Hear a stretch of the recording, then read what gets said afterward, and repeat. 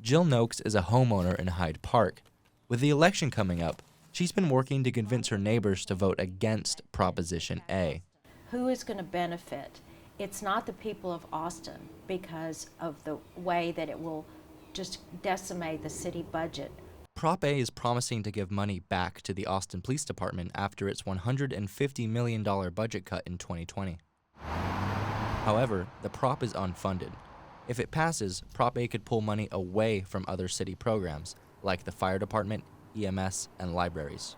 Anything that Austin voters vote to add to the budget that is not already part of the adopted city budget is going to require either service cuts of some kind or tax increases of some kind.